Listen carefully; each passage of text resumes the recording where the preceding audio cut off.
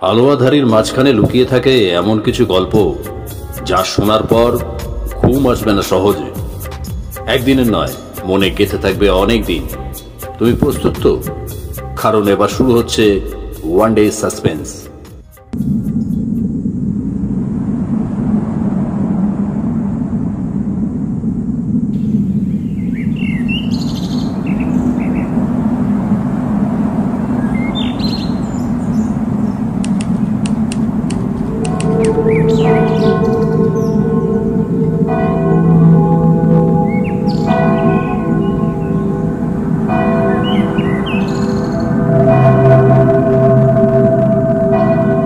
সিমলা, পাহাড়ের বুকে ঘেরা এক পুরনো বাংলো।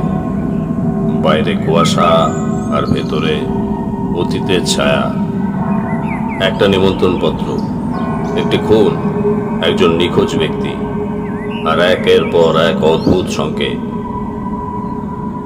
এখানে যারাই এসেছে তারা ফিরেছে না ফেরার দেশে, কিন্তু একজন আছেন, তিনি প্রশ্ন করতে জানেন। তিনি খুঁজে বের করেন অদৃশ্য সত্য। তার নাম বোধিসত্ত্ব চট্টোপাধ্যায়। কিন্তু এবার খেলার নিয়মটাই বদলে গেছে, কারণ প্রতিপক্ষ শুধুই একজন মানুষ নয়, সে এক ছায়া, যে নাকি নিজেই বলে সব সত্য বললে কি সব সমাধান হয় গোয়েন্দাবাবু?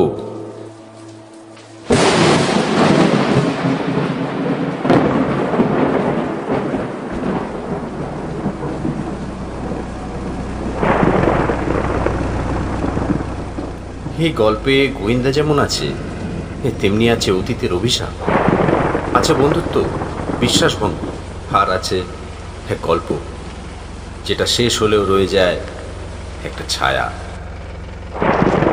শুরু হচ্ছে সিমলায় সংকট। ধূমপান, মদ্যপান, মাদকদ্রব্য সেবন স্বাস্থ্যের পক্ষে হানিকর, তাই সম্পূর্ণরূপে বর্জন করুন।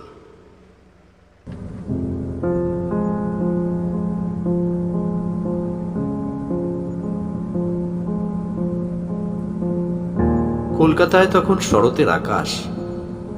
পুজোর প্রস্তুতিতে শহর ছটপট করছে, অথচ আমাদের মন পড়েছিল অন্যখানে, পাহাড়ে, শান্তির খোঁজে। আমরা মানে বোধিসত্ত্ব ওরফে বোধিদা, আমি পিয়াল, আর আমাদের টুকটুকে কাঁচা লঙ্কা চঞ্চু। এইবারের পুজোটা ঠিক একটু অন্যরকম কাটাতে চেয়েছিলাম।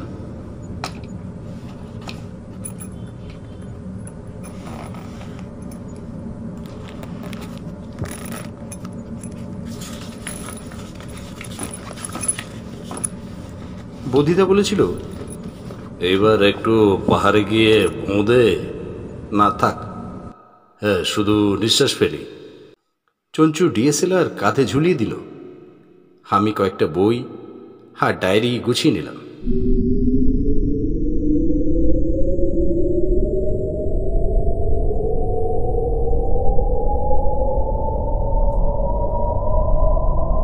দিল্লি পর্যন্ত ফ্লাইট, তারপর গাড়িতে করে সিমলা। সেখানেই দেখা হলো সৌমিত্র সেন ও বনানী সেন নামে এক বাঙালি দম্পতির সঙ্গে।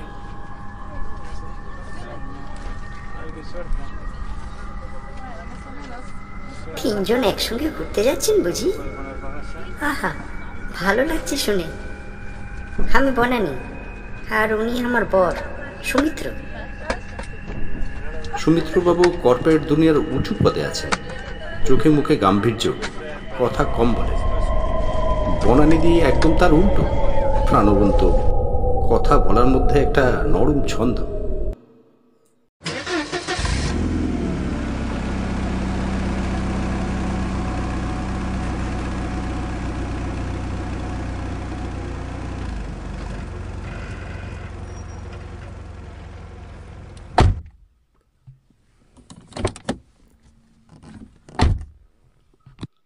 আমরা উঠলাম সিমলা স্নো ভিউ হেরিটেজ হোটেলে।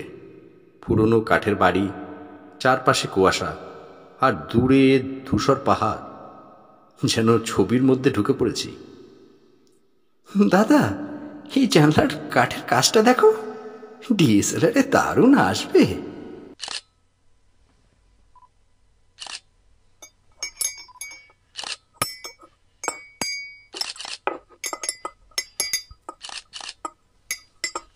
সন্ধ্যায় বারান্দায় চা খেতে খেতে বনানীর দিকে জিজ্ঞাসা করলাম, আচ্ছা, আপনি তো কবিতা লিখতেন, এখন লেখেন না? মন লাগে না আর, সব তো পিছনে ফেলে এসেছি।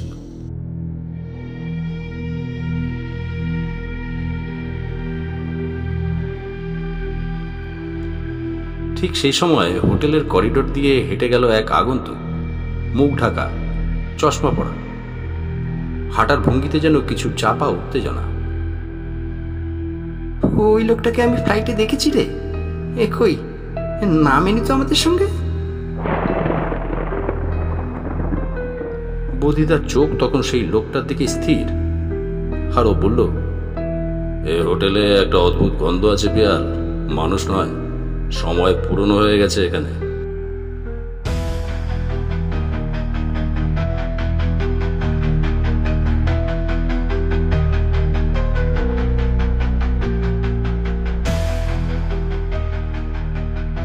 সিমলার আকাশটা একটু বেশি মেঘলা লাগছিল সেদিন, আর সেই মেঘের মধ্যে যেন লুকিয়েছিল এক রহস্যের ছায়া।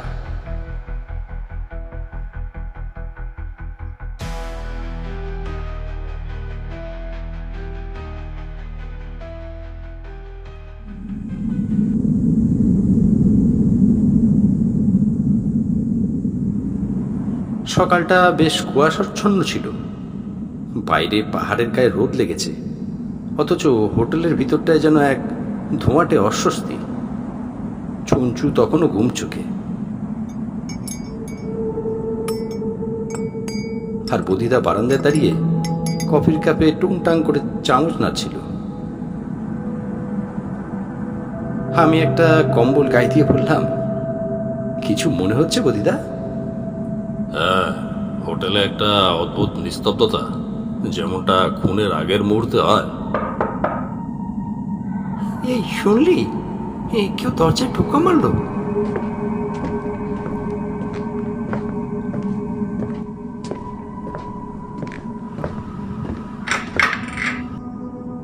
দরজায় এসে দেখি বনানীদি দাঁড়িয়ে, মুখটা বিবর্ণ, চুল কিছুটা এলোমেলো।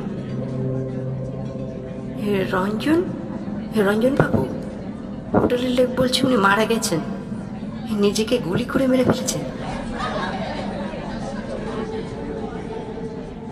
কি বলছেন আপনি? মানে যে ভদ্রলোক কাল রাতে ডিনারে ছিলেন, উনি আত্মহত্যা করেছেন?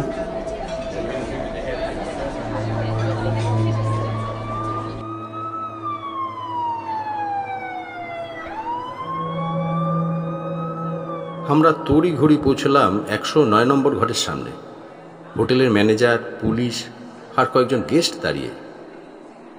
রঞ্জন চক্রবর্তী নিথর দেহ বিছানায় পড়ে আছে, ডান হাতে এখনো বন্দুক, পাশে একটা সাদা খাম, চিঠি। চিঠিটা আনো।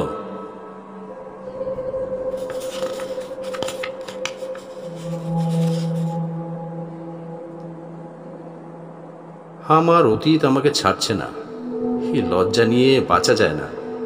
আমি চলে যাচ্ছি। রঞ্জন চক্রবর্তী। খুব নাটকীয় না বুঝিদা, এইভাবে কেউ আত্মহত্যা করে?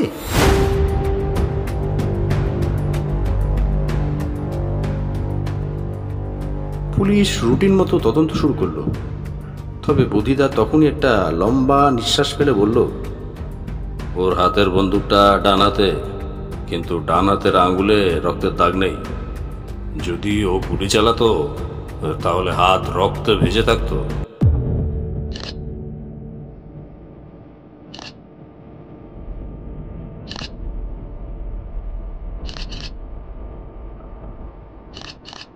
আমি বুঝলাম যা দেখছি তা মোটেই আত্মহত্যা নয়, এই হোটেলে একটা অদৃশ্য খুনি ঘুরে বেড়াচ্ছে। আর সবচেয়ে অদ্ভুত ব্যাপার ছিল, ঘরের দরজা ভেতর থেকে আটকানো ছিল। অপরাধ যদি হয় খোলা ঘরে তবু বোঝা যায়, কিন্তু বন্ধ ঘরের ভিতর খুন? দাদা, এটা তো একেবারে লকডাউন মিস্ট্রি।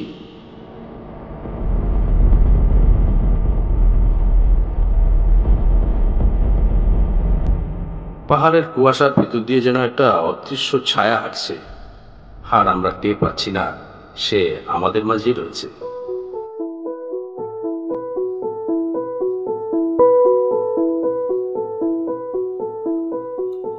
কেউ একজন নীরবে নিঃশব্দে হোটেল স্নোভিউ হেরিটেজের বারান্দা ধরে হেঁটে যাচ্ছে, আর আমরা ভাবছি কে সে।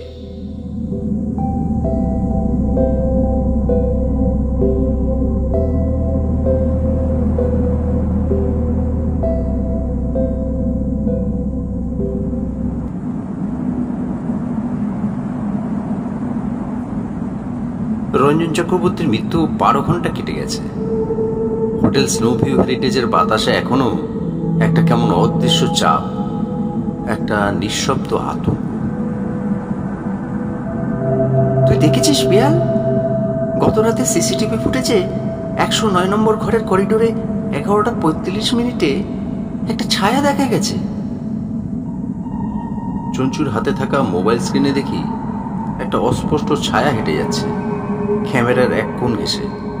মুখটা স্পষ্ট না, কিন্তু চলার ভঙ্গিতে একটা অস্বাভাবিকতা ছিল।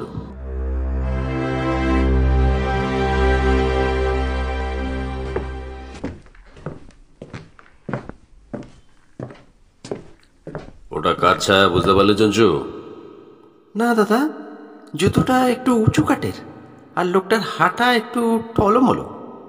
দেখবি হোটেলের অন্য কোনো গেস্ট নয়, বরং কেউ যাকে কোনোদিন মনে রাখেনি।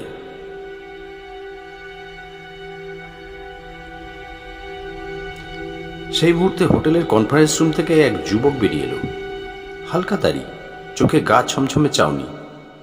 নাম তীর্থ দাশগুপ্ত। আপনি বোধিসত্ত্ব, শুনেছি আপনি গোয়েন্দাগিরি করেন। আমি কিন্তু অনেক আগে বুঝেছিলাম ওই রঞ্জনবাবু সাধারণ কেউ নন।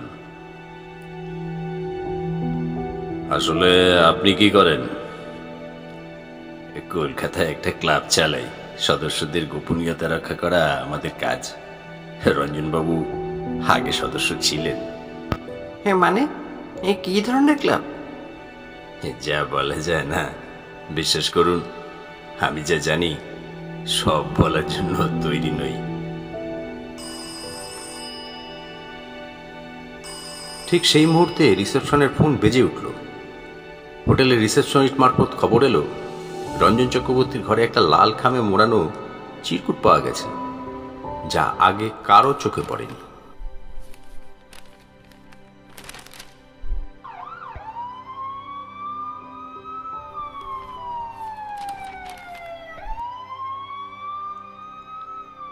এই চিঠিটা তো সেই আগেকার মতো নয়। এইখানে লেখা আমি নিজে মরিনি, আমাকে মরতে বাধ্য করা হয়েছে।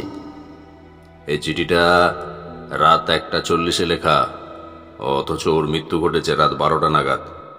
এই চিঠি কে লিখেছে?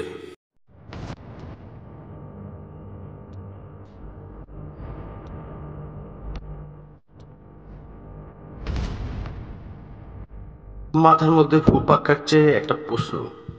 যদি রঞ্জন আত্মহত্যা না করে খুন হয়, তবে খুনি কি এই চিঠি লিখে রেখেছে? কেউ একজন হোটেলের কোনো ঘরে লুকিয়ে আছে, কিংবা আমাদের সবার চোখের সামনেই আছে। বদিদা, রবি চ্যাটার্জির ঘর ফাঁকা পড়ে আছে, উনি এখনো বেরোননি, তবে দরজায় তালা নেই। যাব না, এখন না। কাউকে সন্দেহের বাইরে রাখার ভান করাই ভালো। এক এক করে সব মুখোশ খুলবে সময় এলে।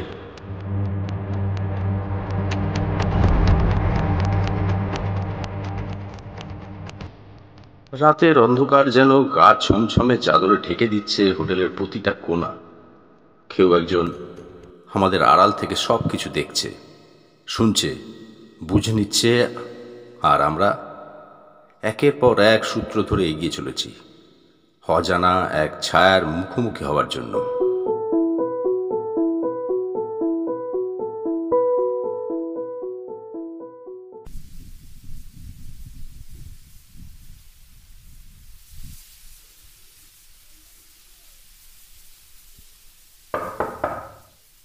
আমরা সকলে তখন লাউঞ্জে বসে কফি খাচ্ছি। চঞ্চু চুপচাপ, আমি একটা নোটপ্যাডে সময় ধরে কিছু নোট নিচ্ছি। বদিদা এক কোণে বসে রয়েছেন, চোখ বন্ধ করে, কিন্তু ওর মাথায় যে কত ঝড় বইছে সেটা আমিই শুধু বুঝতে পারি।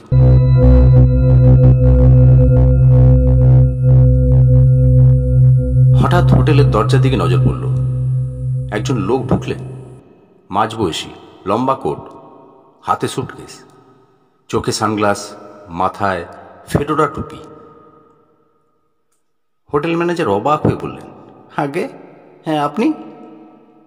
লোকটা হেসে বলল, আমি ডক্টর হর্ষবর্ধন নাথ, কলকাতা থেকে এসেছি রঞ্জনবাবুর নিমন্ত্রণে। আমার জন্য ঘর বুক করা ছিল 110 নম্বর। আমার বুকের ভিতর ঠক করে উঠল। রঞ্জনবাবু তো গতকাল, তবে এই নিমন্ত্রণ? ওই ঘরটা তো এক ঘর ছাড়া, রঞ্জনের পাশের ঘর। আপনি কি রঞ্জনবাবুর খুব কাছের কেউ ছিলেন? একটা সময় ছিলাম, তারপরে অনেক দূরত্ব তৈরি হয়। কিন্তু এই সিমলা সফরটা বলতে পারেন সম্পর্ক জোড়া লাগানোর একটা চেষ্টা ছিল। ওর গলায় কি এক ধরনের বিষণ্ণতা আমি টের পেলাম। কিন্তু ঠিক তখনই গদিতা বলল, আপনি কি জানেন রঞ্জনবাবু গতকাল মারা গেছেন? কি বললেন? ওর মুখটা ফ্যাকাশে হয়ে গেল, সুটকেসটা হাত থেকে পড়ে গেল প্রায়। হ্যাঁ, নাটক করছে রে ভাই, কেউ আবার নিমন্ত্রণ করে মৃত্যুর আগের দিন? সব সম্ভব চঞ্চু, যদি খুনের প্ল্যান আগেই করা থাকে। আমি স্পষ্ট দেখলাম বদিদার চোখে একরকম আগুন জ্বলছে। উনি উঠে দাঁড়ালেন। ডক্টর নাথ, আপনি এখানে যাই বলতে আসুন, মনে রাখবেন এই হোটেলে এখন প্রতিটা ছায়া, প্রতিটা শব্দ আমাদের নজরবন্দি। আপনি যদি কিছু লুকিয়ে থাকেন তা বেশি দিন লুকোতে পারবেন না।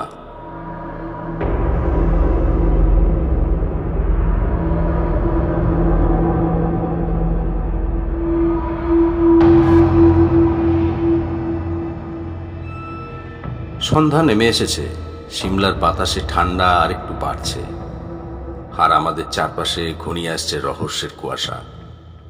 রঞ্জন চক্রবর্তীর মৃত্যু আসলে কি? আর এই নতুন আগন্তুক, সে কি সত্যি রঞ্জনের পুরনো বন্ধু, নাকি সেই অপরিচিত ছাড় আরেক রূপ?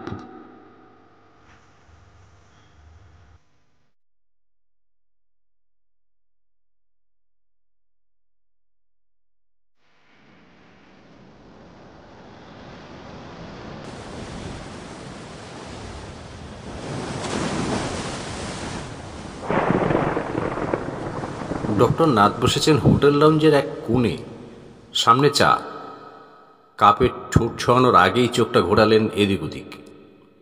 এমন একজন মানুষ যার ভিতরে কি চলছে বোঝা যায় না সহজে। আমার ভিতরে গুনগুন করছে অজানা অস্বস্তি। আমি নিজের মনে ভাবি, এই লোকটা ঠিক যা বলছে তাতে গলদ আছে।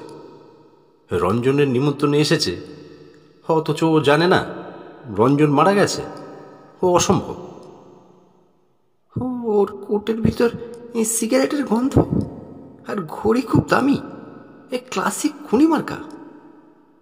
হ্যাঁ, আমি ওকে চোখ রাঙালাম, চুপ কর। হোটেল স্টাফ এসে বলল, স্যার, এই খাতাটা রঞ্জনবাবুর ঘরে পাওয়া গেছে, আপনারা চাইলে দেখুন। বদিদা আমাদের ডাকলেন। আমরা তিনজনেই 110 নম্বর ঘরের দিকে গেলাম।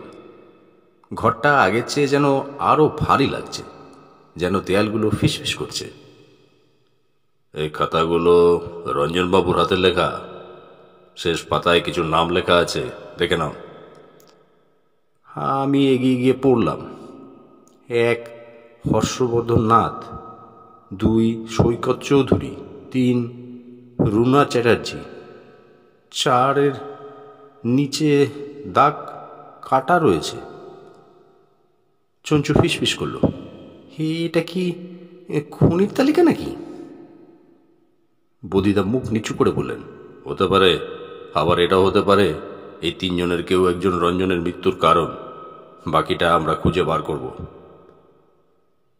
ডাক্তার নাথ তখনই হঠাৎ এসে বললেন, যখন এই খাতা পাওয়া গেল, কাকতালীয়? বধিদা চোখ তুললেন। এবার তার চোখে সেই চেনা শিকারী তীক্ষ্ণ দৃষ্টি। আজ রাতে আমি ডক্টর নাথের অতীত ঘাটব। ফেয়াল, তুই রুনা চ্যাটার্জির খোঁজ নে। চঞ্চু, সৈকতের নামটা শোনার পর থেকেই তোর চোখ বড় হয়ে গেছে। কিছু জানিস কি? সে তো আমার ফেসবুক ফ্রেন্ড। কয়েক মাস আগে এক পার্টিতে আলাপ হয়েছিল। তখনও জানতাম না রঞ্জনেরও বন্ধু।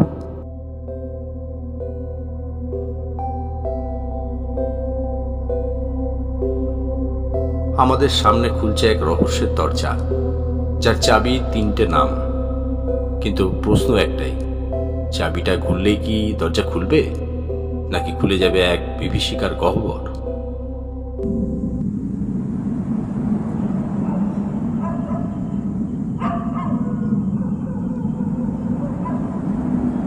আমার ডায়েরিতে আজকে শেষ লাইন।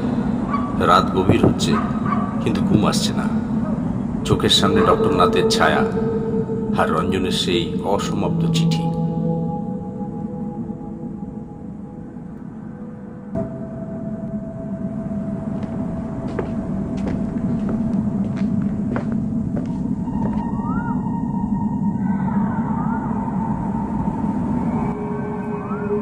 রাত 10:30 বাজে। আমরা তিনজনই হোটেলের লাউঞ্জে, কিন্তু পরিবেশটা যেন জমাট হয়ে আছে কোনো অজানা আতঙ্কে। আমি তখন ফোনে কথা বলছিলাম, কণ্ঠস্বর নিচু রেখেও উত্তেজনা চাপতে পারছিলাম না। ফোন রেখে চঞ্চুর দিকে তাকিয়ে বললাম, রুনা চ্যাটার্জি সাইকোলজিস্ট, কলকাতায় প্র্যাকটিস করে, কিন্তু গত মাসে সিমলায় এসেছিল। যার সঙ্গে এসেছিল তারা কেউ সাধারণ নয়। কারা? রঞ্জন আর সৈকত। ইনস্টাগ্রামে ওদের তিনজনের একটা ছবি ছিল, আমি স্ক্রিনশট নিয়ে রেখেছিলাম, এখন ডিলিট করে ফেলেছি। আমি ফোনটা বদিদের দিকে এগিয়ে বললাম। উনি চোখ সরু করে ছবিটা দেখলেন। চঞ্চুর মুখ থমকে গেল। এখন দেখো, ওরা তিনজন একসঙ্গে ছিল, পরে একজন মারা গেল, অন্যজন নিখোঁজ, আর যে বেঁচে আছে সে এখন আমাদের সামনে আসতে চাইছে। রুনার হাসির ভিতরে আমি আজ অদ্ভুত কিছু দেখলাম ছবিতে, যেন চেপে রাখা কিছু, একটা ছদ্মবেশ। ঠিক তখনই হোটেল স্টাফ এসে একটা খাম দিয়ে গেল, 110 নম্বর ঘরের জন্য, নাম নেই। বদিদা খামটা খুললেন।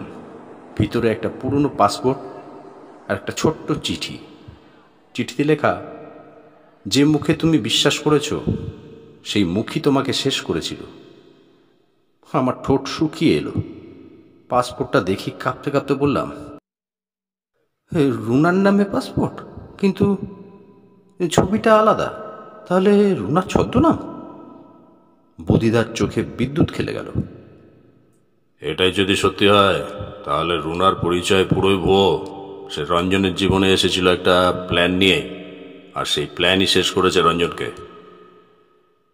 চঞ্চু দম নিয়ে বলল, তাহলে রুনাই কি খুনি? আমি কিছু বলিনি। আমার বুকের ভিতরটা ঠান্ডা বরফে জমে গেল। এতক্ষণ যাকে আমরা কেসের একটা সূত্র ভাবছিলাম, সে কি আসলে পুরো ষড়যন্ত্রের কেন্দ্রে? বদিদা ধীরে ধীরে বললেন, কাল সকাল 10টায় রুনা এখানে আসবে। আমি নিজেই মেসেজ করেছিলাম, ও রাজি হয়েছে দেখা করতে। আমি শুধু জানি, কাল যাই ঘটুক, আমাদের গোটা কেসটার রং পাল্টে যাবে। এই মহিলাকে চোখে চোখ রেখে প্রশ্ন করতে হবে, আর ভেতরের মুখোশ ছিঁড়ে ফেলতে হবে।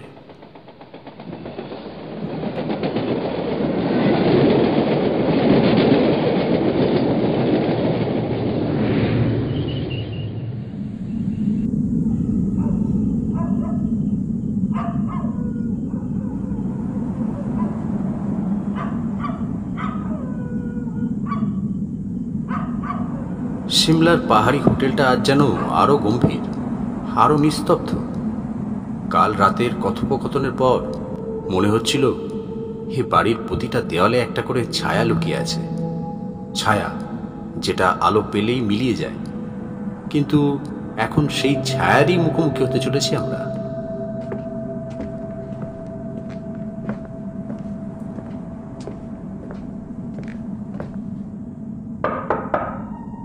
রুনা এসেছে। আপনারা আমায় ডাকলেন?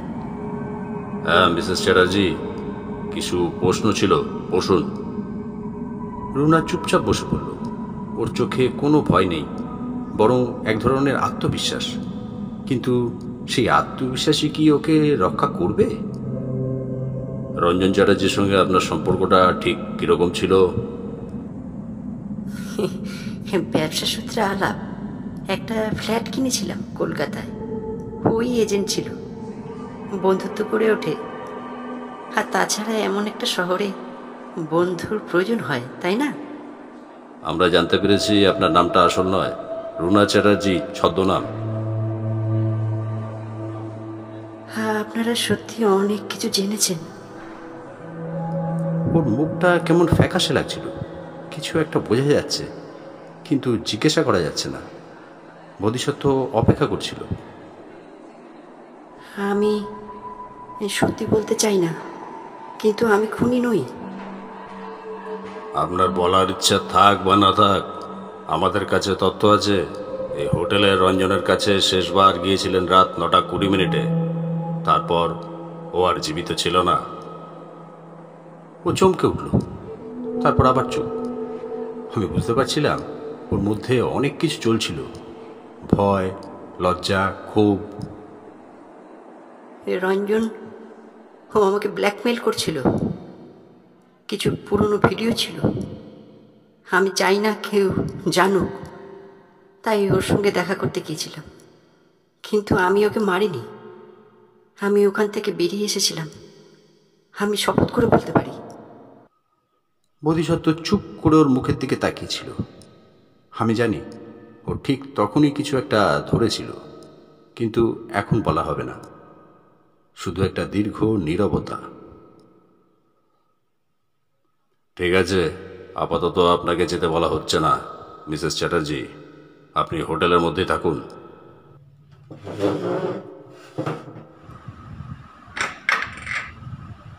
রুনা বেরিয়ে যাওয়ার পর আমি বোধিসত্ত্বর দিকে তাকালাম। তুমি কি ভাবছো? কিছু জিনিস স্পষ্ট, কিন্তু অনেক কিছু এখনো ছায়ায় ঢাকা। ছায়াটা যেন হাতের কাছে, অথচ ধরতে গেলেই সরে যাচ্ছে। আমি জানতাম আরেকটু এগোতে পারলে ছায়াটা ধরা দেবে, কিন্তু সেটা করতে গিয়ে কেউ আবার ছায়া হয়ে না যায়, সেই আশঙ্কাও ছিল।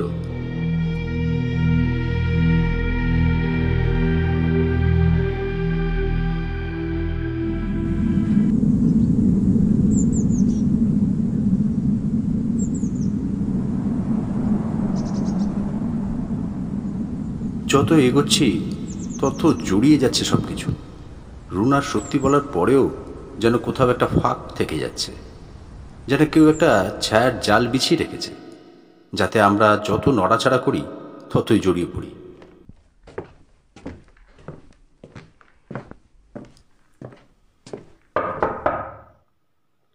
ভাই, শুনলি তো, সৈকত এখনো নিখোঁজ। ওর ঘরটা একবার দেখে আসবি। সৈকত, সেই হাসি খুশি ছেলেটা যে গিটারে কয়েকটা কর্ড টেনে গান ধরত, সে হঠাৎ নিখোঁজ। আমরা ওর ঘরে গেলাম।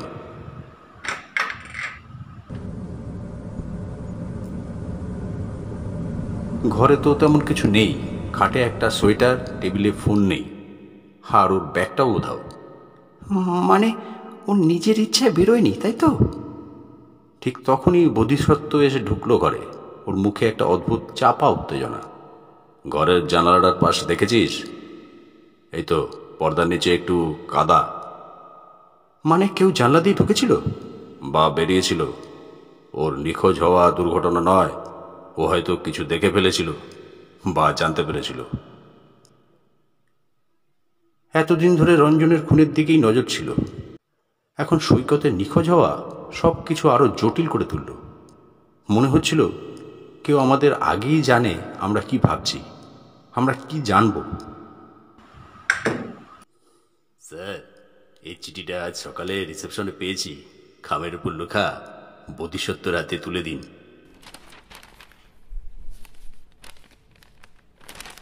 বোধিসত্ত্ব চিঠিটা পড়তে পড়তে থেমে গেল। ওর চোখে একটা শীতল ধারালো দৃষ্টি। আমি বললাম, কি লেখা? চিঠিটা হুমকি। বলা হয়েছে তদন্ত বন্ধ না করলে আরো একজন নিখোঁজ যাবে। কেউ আমাদের এক ধাপ এগিয়ে চলছে পিয়াল। এই খেলা শুধু তথ্য আর যুক্তির নয়, এখন সেটা সময়ের লড়াই। ছায়ার জালটা যেন চোখের সামনে স্পষ্ট হচ্ছিল, কিন্তু কে বিছিয়েছে সেই জাল, কি চায় সে? আমরা জানতাম এবার সত্যিই একটা দান চালতে হবে। হারতে পারবো না, কারণ প্রতিপক্ষ অদৃশ্য কিন্তু বিপজ্জনক। ভাই, মনে হচ্ছে আমরা যারা খালায় পা দিয়েছি তাতে একজন করে পাত্তি ছিঁড়ে যাচ্ছে। আমরা যেন মূর্ছা না যাই, সেটাই আসল কথা। আর সেই জন্যই এবার ছায়ার দিকে তাকিয়ে ছুরি চালাতে হবে, কারণ ছায়া যতই অন্ধকার হোক, তাতে রক্তের দাগ পড়লে আলোয় ধরা পড়বেই।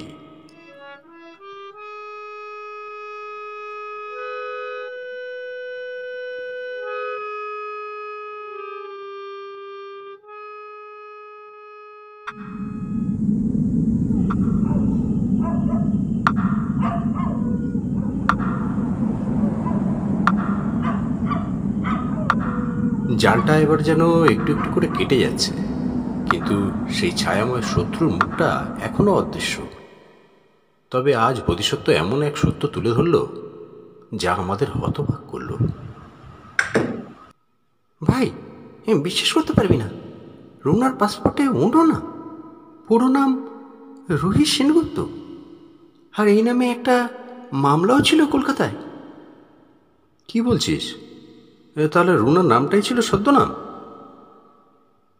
আমার মনে পড়ল রুনার চোখে মাঝে মাঝে একটা অদ্ভুত ভয়ের ছাপ থাকত।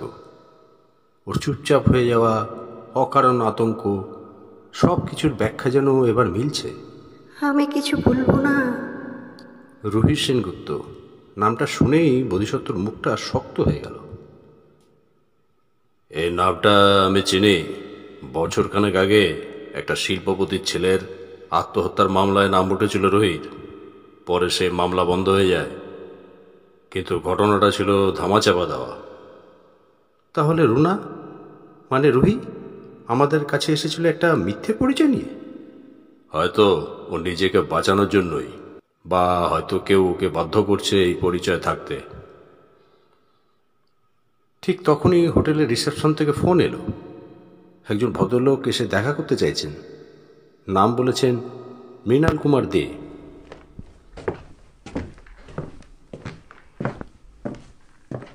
আমি রুহির বাবা। ও নিখোঁজ নয়, ও পালিয়ে আছে নিজের অতীত থেকে, নিজের শত্রুদের থেকে। আপনার মেয়ে কি সেই শিল্পপতির ছেলের মামলায় জড়িয়ে পড়েছিল? হ্যাঁ, কিন্তু ও দোষী নয়। আমার সন্দেহ এই খুন আর সৈকতের নিখোঁজ সবই ওর পুরনো জীবনকে ঘিরে। আমরা তখনই বুঝে গেলাম রুনার ছায়া কেবল ওরই নয়, ছড়িয়ে আছে আরও কিছু মানুষের জীবনে, আর সেই ছায়ার ভিতরেই কেউ একজন পরিকল্পনা করে চলেছে। রুহিকে এখন খুঁজে বের করতেই হবে। ও চাবিকাঠি হতে পারে এই রহস্যের। ভাই, হোটেলের পিছনে জঙ্গলের দিকে একজোড়া পায়ের ছাপ পাওয়া গেছে, ঠিক যেন কেউ মাঝরাতে গিয়েছিল সেখানে। মিথ্যে নাম, গোপন পরিচয়, পুরনো অপরাধ আর নতুন খুন, সব মিলিয়ে একটা ফাঁদ তৈরি হয়েছে। এবার ছায়া নয়, আলো ফেলতেই হবে অতীতের ওপর, কারণ ভুল নামের ফাঁদ যদি না ভাঙি, তাহলে পরবর্তী শিকার হতে পারি আমরা কেউই।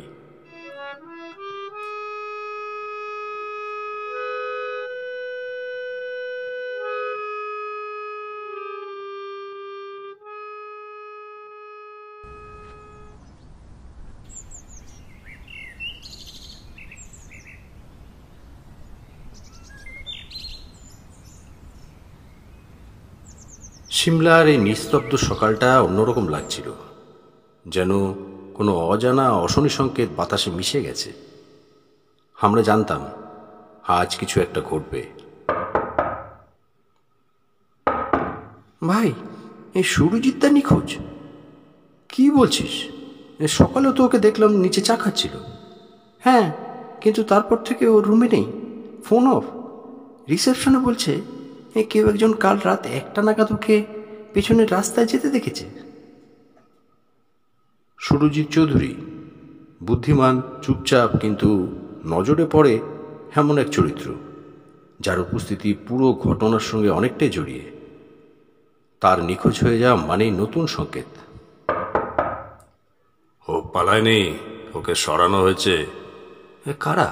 কেন? কারণ সে কিছু বুঝে গিয়েছিল। গত রাতে সুরজিৎ আমায় বলেছিল রুহির ব্যাপারে কিছু এমন তথ্য পেয়েছে যা রঞ্জনের খুনের রহস্যে কাজে লাগবে। আজ সেটার বলার কথা ছিল, আর ঠিক তার আগেই ওর নিখোঁজ। হোটেলের পিছনের দিকে পাথুরে পথ, একটা ঝোপের পাশে পড়েছিল একটা ছোট্ট সোনালী কলম, সুরজিতের। ভাই, এখান থেকে টেনে নিয়ে যাওয়ার দাগ আছে মাটিতে। ছায়ার জাল আরো ঘন হয়ে আসছে। খুন, ছদ্মনাম, অতীত আর এখনকার সন্ত্রাস সব যেন এক সুতোয় গাঁথা, আর সেই সুতো এখন ছিঁড়ে যাওয়ার পথে। আমার মনে হচ্ছে আজ রাতে কিছু একটা ঘটবে। যারা ছায়া আছে তারা আলোকে ভয় পায়, কিন্তু এবার আলো ফেলা হবেই।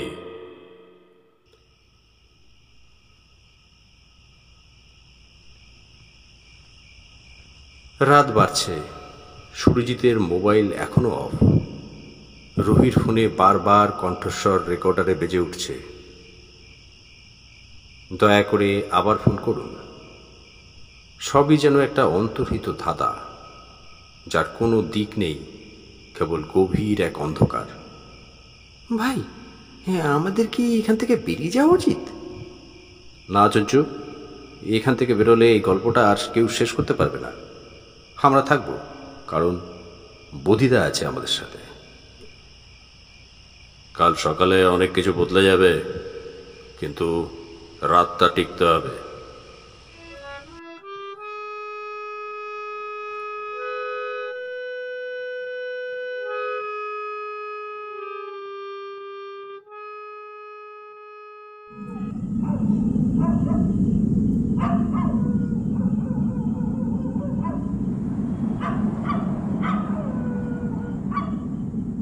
রাত তখন প্রায় 2:30।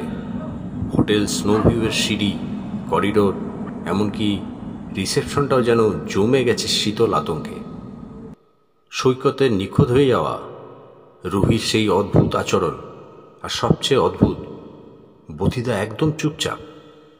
ও এমন হলে আমরা জানি কিছু একটা ঘটবেই। পিয়ান, চঞ্চু, তৈরি হয়ে নে, এখনই যেতে হবে একটা জায়গায়। এক মুহূর্ত প্রশ্ন না করে বেরিয়ে পড়লাম। হোটেলের পিছন দিকের সরু রাস্তাটা ধরে পাহাড়ের দিকের এক পুরনো বন্ধ কাঠের বাংলোতে পৌঁছলাম। সিমলার অন্ধকার আর ঠান্ডা যেন একটু বেশি অনুভব হচ্ছিল সেদিন।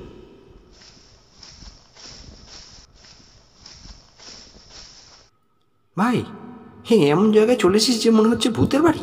চুপ কর চঞ্চু, ওরা চাইছে আমরা আওয়াজ করে, কিন্তু এবার আমি ওদের গেমটাই উল্টে দিতে চলেছি। হঠাৎই অন্ধকারের বুক ছিঁড়ে এক টানা শো করে কিছু ছুটে এলো, আর ঠিক তখনই বদিদা, সাবধানে।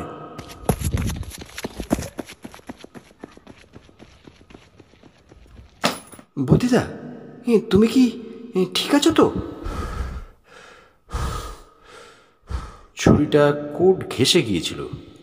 যদি আমি 1 সেকেন্ড আগে না ঠেলে দিতাম, হয়তো বধিদা আজ। ধন্যবাদ পিয়াল, তোদের জন্যই এখনো বেঁচে আছি। কিন্তু এটা স্পষ্ট, ওরা জানে আমি কত দূর পৌঁছে গেছি।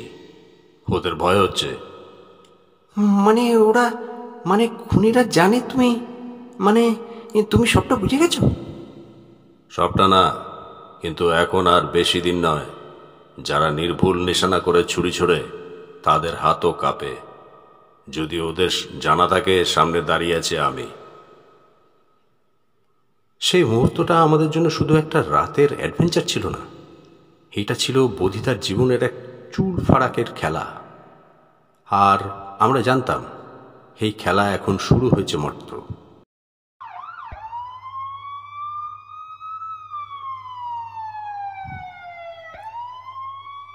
এবার আমি অন্তরালে যাব।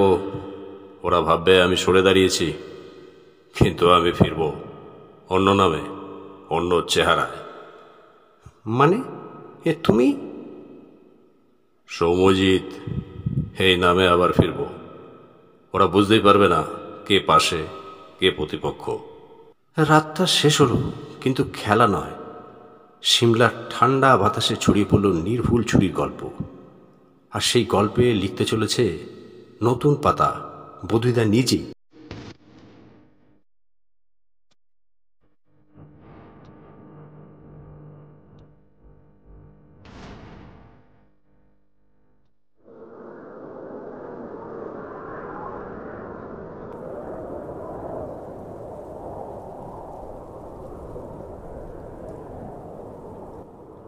বধিদা হোটেল স্নোভিউ ছেড়ে যাওয়ার পর যেন একটা শূন্যতা নেমে এসেছিল আমাদের উপর।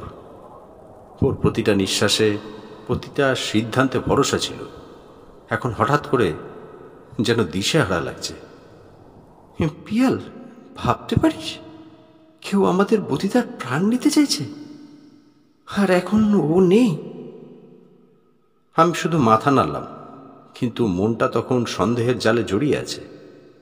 রুনা সত্যি রুনা তো? সৈকত কোথায় গেল? কে ছুঁড়েছিল সেই ছুরি? আর তখনই হোটেল কর্মচারী এসে বলল, দাদা, একটা নতুন ভিজিটার এলেন, নাম সৌম্যজিৎ সেন। উনি বললেন আপনাদের সাথে একটা জরুরি কাজে দেখা করতে চান। সৌম্যজিৎ? হ্যাঁ, আবার নতুন কেউ? হ্যাঁ, এখন আর কারো ওপর ভরসা রাখা যাচ্ছে না। আমি উঠে দাঁড়ালাম। দরজার দিকে পা বাড়াতে বাড়াতে হঠাৎ বুকের ভিতর কাঁপুনি লাগলো। দরজা খুলতেই সেই মুখটা এক ঝলকে যেন অচেনা। আবার ঠিক পরের মুহূর্তেই, বধিদা। শব্দ করে ডাকিস না। এখন থেকে আমি আর তোর দাদাও নই, বোধিসত্ত্বও নই। আমি এখন শুধুই সৌম্যজিৎ সেন, দিল্লির মিডিয়া হাউসের রিপোর্টার। চঞ্চুর মুখটা দেখে মনে হচ্ছিল গোগ্রাসে মিষ্টি খেয়ে ফেলেছে, কিন্তু গলায় কথা আটকে গেছে। আপনি মানে তুমি তুমি এত সিরিয়াসলি ছদ্মবেশ ধরেছ যে নিজের ভাইকেও চিনতে দিচ্ছ না? এখানকার পরিস্থিতি ভয়ানক। সৈকত নিখোঁজ, রুনার পরিচয় নিয়ে ধোঁয়াশা, আর সেই ছুরিওয়ালা। আমি এখন সামনের সারিতে থাকলে সব ক্লু নষ্ট হয়ে যাবে। তাই এখন ছায়ার আড়ালে থেকেই খেলাটা খেলতে হবে। বধিদার নতুন রূপটা দেখে অবাকই হলাম।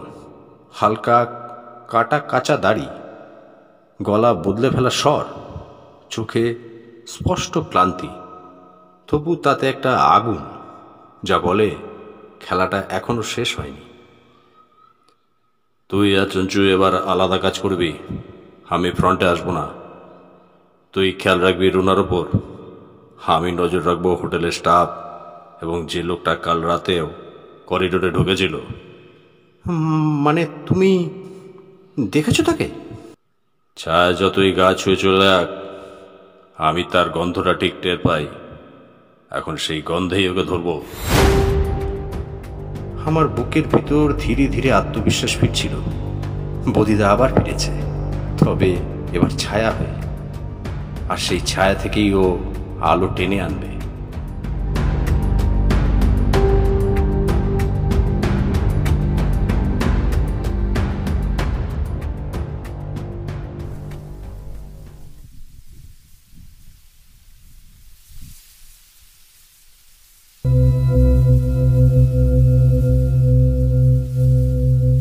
একটা ছায়া, একটা মিথ্যে নাম, একটা নিখোঁজ লোক আর একটা ছুরি, এই 4টে জিনিস নিয়ে আমরা এমন একটা জটিল গোলকধাঁধায় ঢুকে পড়েছিলাম যেখান থেকে বেরোনো তখনই সম্ভব যদি কেউ ভিতর থেকে দরজাটা খুলে দেয়। আর সেই কেউ এখন বুধিদা নয়, সৌম্যজিৎ সেন। পিয়াল, তুই জানিস রুনা আসল নাম নয়, রুনা নয়। আমি একটা পুরনো পাসপোর্টের কপি পেয়েছি রিসেপশনে, সেখানে লেখা সায়নী মুখার্জি। সায়নী মুখার্জি? মানে ও ছদ্মনাম ব্যবহার করছে? কিন্তু কেন?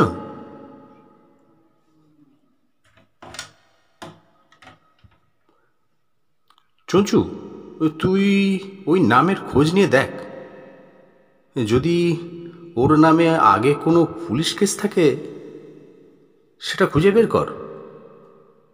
আমি মিন টাইম হোটেলের কিচেনে যাই। সৌম্যজিৎদা মানে বুধিদা বলেছিল কিচেনে একজন নতুন লোক এসেছে গত সপ্তাহ থেকে।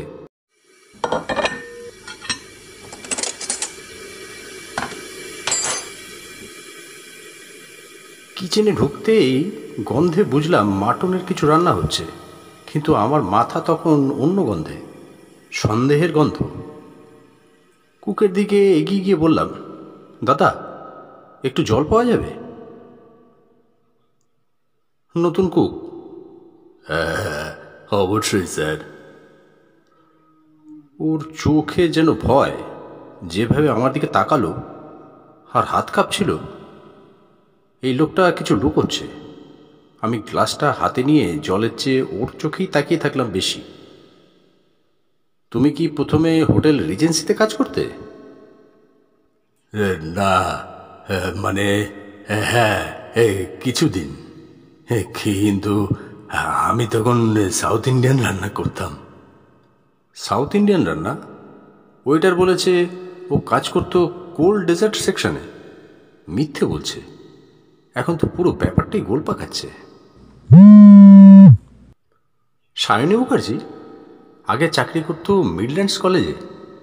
একটা ছাত্রী আত্মহত্যার পর চাকরি ছেড়ে দেয়। ওই মেয়েটা ছিল সৈকতের ছোট বোন। আরে দাঁড়াও, এর মানে সৈকত, সায়নী আর ওই আত্মহত্যার ঘটনার মধ্যে কোনো যোগসূত্র আছে? তাহলে কি সৈকতের এই নিখোঁজ হওয়া আর রুনা ওরফে সায়নীর আগমন সবকিছুই পরিকল্পিত? ভালো করেছিস পিয়াল, তবে এবার সময় এসেছে আরো গভীরে যাওয়ার। এই হোটেলে কেউ আছে যে আমাদের প্রত্যেকটা পদক্ষেপ নজর রাখছে। মানে কে? হোটেল ম্যানেজার নিজে। রঞ্জন চ্যাটার্জি খুনের পর থেকে অদ্ভুতভাবে চুপচাপ, কিন্তু প্রতিটা তথ্য তার কাছে পৌঁছাচ্ছে। আর হ্যাঁ, সৈকতের একটা জিনিস পাওয়া গেছে হোটেলের পুরনো স্টোর রুমে, একটা ছেঁড়া সোয়েটার আর তার পাশে শুকিয়ে যাওয়া রক্ত। সবাই একে একে জড়িয়ে পড়ছে।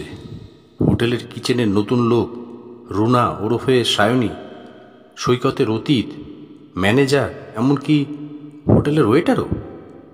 সব চরিত্র এক ছায়া এসে দাঁড়াচ্ছে। এবার সময় সব ছায়ার উৎস খুঁজে বার করার।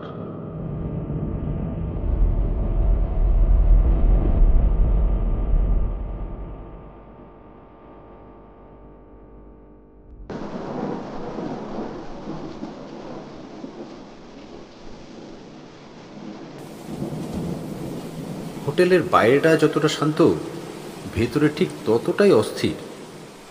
বদিদা এখন আর বদিদা নেই, সবাই চিনছে তাকে সৌম্যজিৎ সেন নামে। এক অদ্ভুত রহস্যময় মানুষ, যে খুব কম কথা বলে কিন্তু চোখ দিয়ে দেখে সব কিছু। পিয়াল, তুই জানিস বদিদা, তুই সৌম্যজিৎ দা আজ সোজা চলে গেল কিচেনে। ওই নতুন কুককে জিজ্ঞাসা করছিল কোথা থেকে এসেছেন, কিভাবে চাকরি পেয়েছেন। আর কিচেন থেকে বেরোনোর পর সোজা গেলেন রিসেপশনে। ফোনের লগ, গেস্টদের নথি সব খুঁটিয়ে দেখছেন। এই ছদ্মবেশে বধিদা অনেক বেশি সাবধানী, অনেক বেশি অদৃশ্য। তার কাজগুলো যেন ঘরের ভিতর দিয়েই শব্দহীন পায়ে।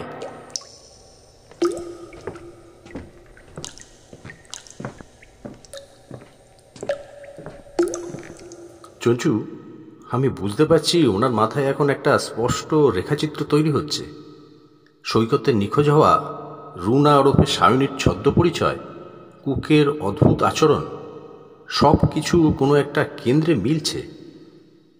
আর তুই জানিস পিয়াল, এই সায়নিধির ঘরের জানলা দিয়ে আজ ভোরবেলায় কেউ একটা ছায়া মতো বেরিয়ে গেল, আমি দেখে ফেলেছি। ছায়া? নিশ্চয়ই সেই ছুরি হাতে লোকটা। কিন্তু কিসের খোঁজে? এর মধ্যেই সৌম্যজিৎদা আমাকে ডাকলেন। হোটেলের পুরনো লাইব্রেরি ঘরে বসেছিলেন, চোখে চশমা, হাতে একটা ফাইল।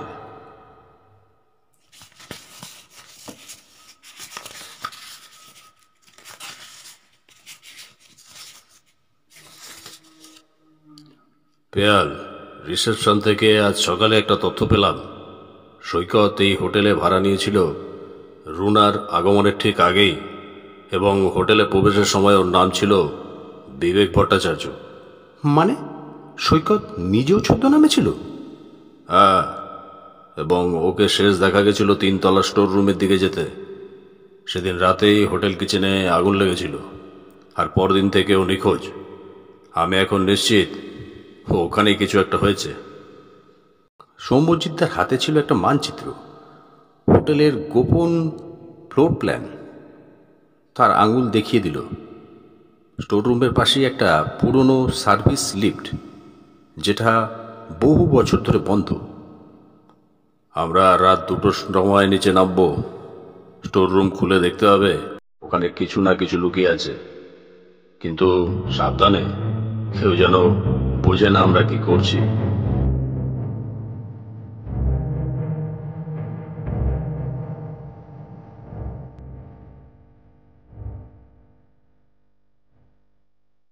হে নীরব তদন্তে আমাদের পা ফেলা মানেই বিপদের মুখোমুখি হওয়া। কিন্তু আমরা পিছিয়ে যেতে রাজি নই, কারণ অন্ধকার যত গভীর হয়, আলো তখনই জ্বলে ওঠে।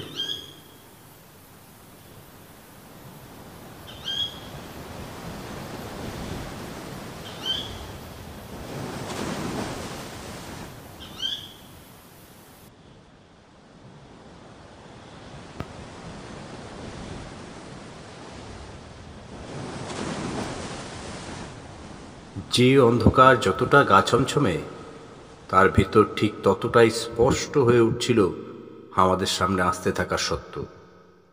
সৌম্যজিৎদা, না, আসল বোধিদা আমাদের নিয়ে এগিয়ে চলেছেন অদৃশ্য এক গন্তব্যের দিকে।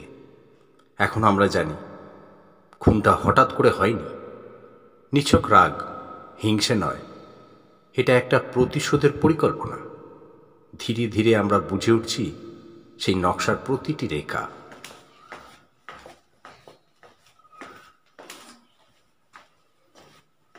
পিয়াল, ওনাদের পিছু নিয়ে স্টোররুম পর্যন্ত এলাম। জানিস, সৌম্যজিৎদের হাতে আবার সেই খয়েরি নোটবুকটা, অনেকগুলো নাম লেখা। কে কার সঙ্গে জুড়েছে বুঝতে পারছি না।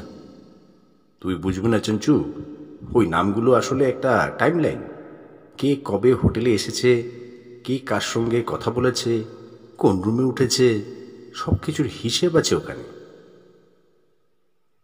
আমরা জানি সৈকত নিখোঁজ, রুনার আসল নাম নয়, এবং হোটেলের কিচেনের সেই আগুনও দুর্ঘটনা ছিল না। সৌম্যজিৎদার ভাষায় এটা ছিল সাবধানে সাজানো অস্থিরতা।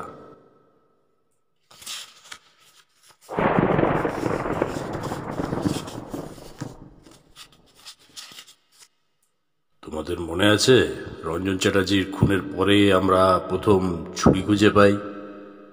আমি তখনই বুঝে গিয়েছিলাম এই ছুরি একটা চিহ্ন, এবং এই চিহ্ন অতীত থেকে আসছে। মানে এই খুন অতীতে কারোর সঙ্গে সম্পর্ক রাখে? হ্যাঁ, রঞ্জন, সৈকত, এমনকি হোটেলের মালিক মিস্টার দে, সবাই এক সময় একত্রে একটা ঘটনার সঙ্গে জড়িত ছিল। সেই ঘটনার শিকার কেউ বা তার আত্মীয় এই প্রতিশোধের চালক। তবে কি এখন যে আমাদের পাশে ঘুরে বেড়াচ্ছে সেই খুনি? একজন নয়, দুজন, বা কেউ তৃতীয় ব্যক্তি? এই প্রশ্নের জবাব তখনও অন্ধকারে, কিন্তু বোধিতা আরও এক ধাপ এগিয়ে গেছেন। তার কথায় উঠে এলো এক অজানা নাম, নিলয় বসু। 5 বছর আগে দার্জিলিংয়ে এক কেসে ওই 3 জনের সাক্ষী একজন আত্মহত্যায় প্ররোচনার জন্য দোষী সাব্যস্ত হয়, কিন্তু আসলে সে দোষী ছিল না। সে ছেলেটার নাম হলো নিলয়। তাহলে কি? হ্যাঁ, আমি মনে করি নিলয় মারা যায়নি। অন্তত তার মৃত্যুর ঘটনাটা মিথ্যা ছিল। হয়তো সেই আমাদের চারপাশে ঘুরছে, নতুন পরিচয়, নতুন উদ্দেশ্যে।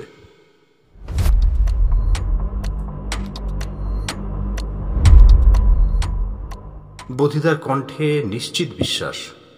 তার নোটবুকে একের পর এক নামের পাশে চিহ্ন, প্রশ্নচিহ্ন নয়, এবার কেবল লাল দাগ। এখন আমরা শুধু অপেক্ষায়। খুন নামটার পাশে প্রথম এক্স পড়ে, আর কখন বুঝে ওঠে সিমলার শেষ রাতে সেই ফয়সালার ঘণ্টা।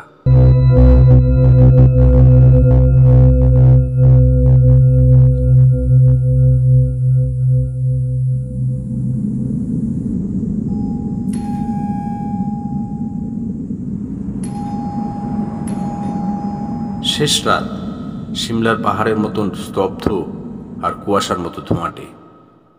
হোটেল স্নোভিউর চারপাশটা যেন রাতারাতি কোনো থিয়েটারের মঞ্চে বদলে গেছে। সবাই প্রস্তুত, আমরাও। আর সে যে ছায়ার আড়াল থেকে কটা প্রাণ নিয়ে খেলছে, তাকেও আর সময় দিচ্ছেন না বোধিদা। পিয়াল, মনে হচ্ছে কিছু একটা হবে আজ।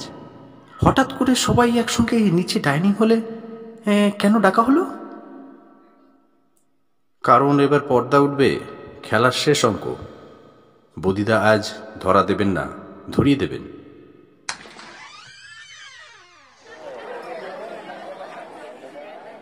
ধন্যবাদ সবাইকে আসার জন্য। আমি একজন পর্যটক নই, আমি হলাম বোধিসত্ত্ব চ্যাটার্জি, ডিটেকটিভ। এই হোটেলের ভিতর ঘটে যাওয়ার সমস্ত অঘটনের তদন্ত আমি চুপচাপ করছিলাম, এবং আজ আমি আপনাদের সামনে অপরাধীকে তুলে ধরতে চলেছি।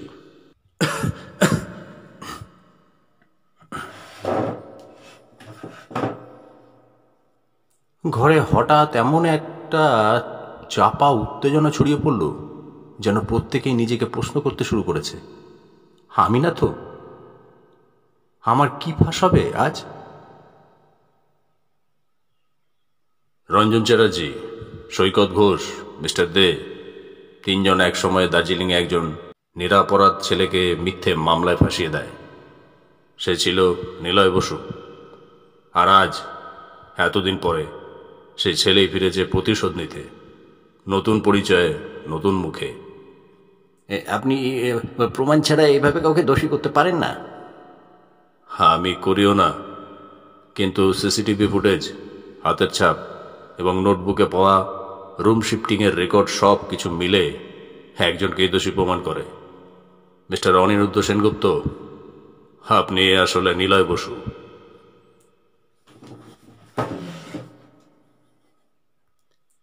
তুই ওই লোকটাকে দেখেছিস? নিঃশব্দ, নরম স্বভাব। ওই? হ্যাঁ, আর ঠিক সেই কারণেই আমরা ভুলে গেছিলাম ওকে। ওর ছায়ার মতো চলাফেরা, শান্ত মুখটাই ছিল আসল ছদ্মবেশ। এই তুমি অনেক আগেই ধরেছ আমাকে, কিন্তু জানো, আমি শুধু প্রতিশোধ নিইনি, আমি ন্যায় চাইছি। ওরা আমার জীবনটা ধ্বংস করে দিয়েছিল। আজ আমি শুধু চাই ওরাও বুঝুক কেমন লাগে যখন পৃথিবীটা একা হয়ে যায়। বোধিদার চোখে একটুও ঘৃণা ছিল না, বরং ছিল মমতা মেশানো কষ্ট। কারণ বোধিদা জানে, কেউ খুনি হয়ে জন্মায় না, কেউ প্রতিশোধের জন্য জাল বুনে না, জীবন তাকে ঠেলে দেয়। তুমি যা করেছো তার বিচার হবে, কিন্তু আমি চাই তোমার গল্পটাও সবাই জানুক, কারণ একপাক্ষিক সত্য কখনো সত্য হয় না।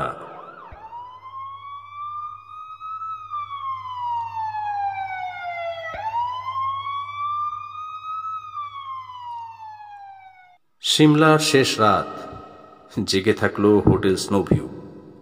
সেদিন আমরা জানলাম ছায়া থেকে সত্য বের করতে হলে কুয়াশার মধ্যে ডুবে যেতে হয়, আর সবার আগে সাহস করে বলতে হয়, আমি দেখতে চাই সত্যটা।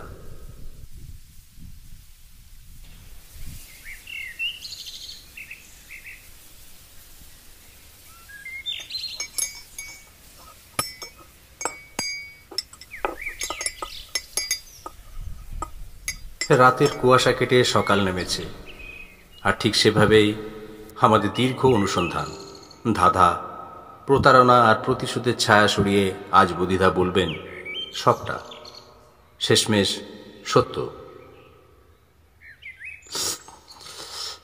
বাহ, পাহাড়ি সকাল মানে কি ঝকঝকে আলো।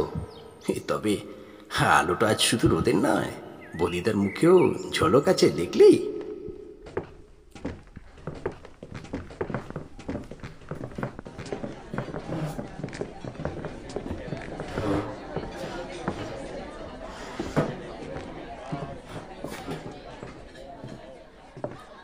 গত কয়েকদিন ধরে যা যা ঘটেছে তার পিছনে একটা সুস্পষ্ট কারণ ছিল।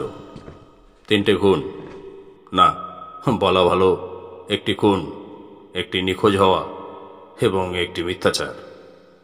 এবং সব কিছুর কেন্দ্রে ছিল একটা অতীত আর এক যুবক, নিলয় বসু।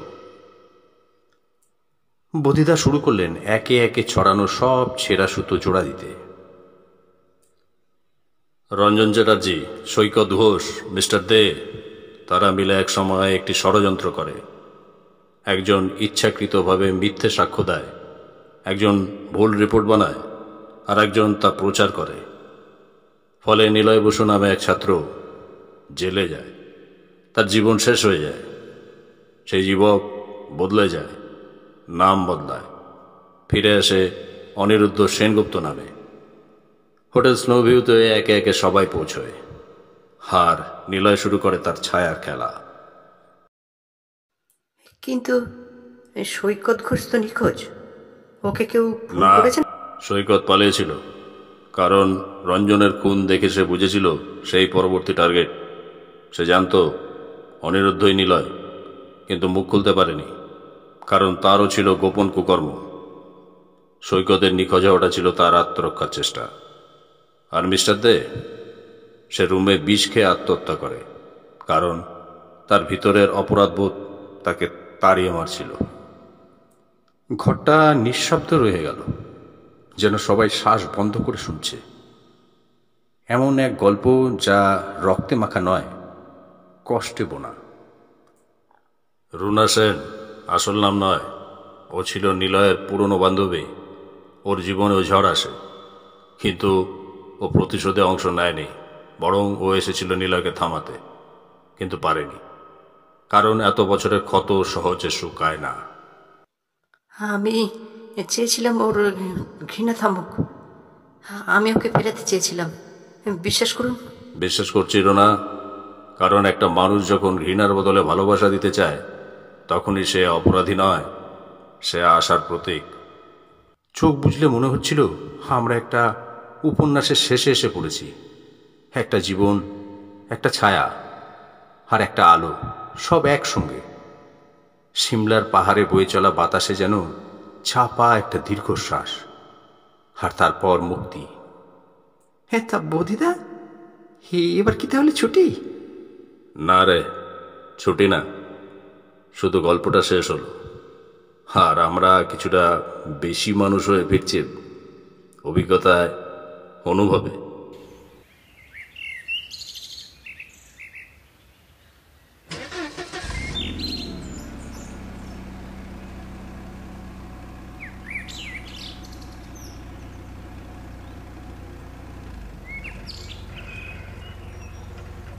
সিমলা পাহাড়ের ছায়া পড়েছিল সত্যের উপর, আর বুধিদা সেই ছায়া সরিয়ে দিয়ে দেখিয়ে দিয়েছেন অন্ধকার মানে শেষ নয়, মাঝে মাঝে সেটা শুধু আলো আসার আগে একটু চুপ করে থাকা।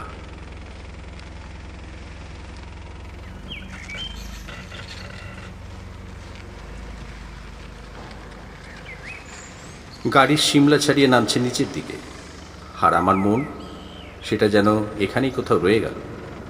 খুন, নিখোঁজ, আত্মহত্যা আর একটা অতীত, সব কিছু নিয়েই ফিরে চলেছি, কিন্তু শেষটা যেন একটা প্রশ্নচিহ্ন হয়ে ঝুলে আছে। তোরা ভাবছিস সব তো ফাঁস হয়ে গেল, নীলকেও ধরিয়ে দিলি, রুনাও চলে গেল, তবু কেন যেন মন বলছে কিছু বাকি।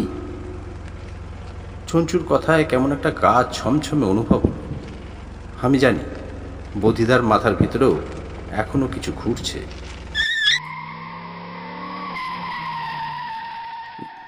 ড্রাইভার আতঙ্কিত গলায় বলল, স্যার, সামনে একটা লোক হঠাৎ রাস্তার মাঝখানে এসে দাঁড়ালো। আমরা তাড়াতাড়ি গাড়ি থেকে নামলাম। সামনে দাঁড়িয়ে এক লোক, মাথায় টুপি, মুখে একটা রহস্যময় হাসি। আর ঠিক তখনই সে মুখ তুলে বলল, সব সত্য বললে কি সব সমাধান হয় গোয়েন্দা বাবু?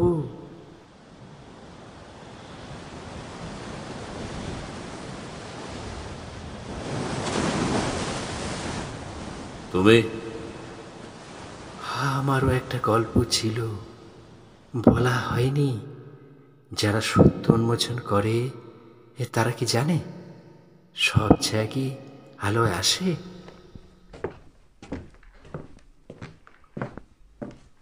কেউ কিছু বুঝে ওঠার আগেই লোকটা কুয়াশার মধ্যে মিলিয়ে গেল। আমরাও ছুটে তাকে ধরতে পারলাম না। আর বধিদার চোখ, সেই চোখে ছিল এমন এক রহস্য যেটা আমি বুঝতে এখনো প্রস্তুত নই। চলো এবার ফিরে, গল্পটা শেষ হলো, কিন্তু মনে রাখিস পিয়াল, সব গল্পের শেষে একটা ছায়া থেকেই যায়। তাকে আলোর সামনে আনা যায় না, শুধু অনুভব করা যায়।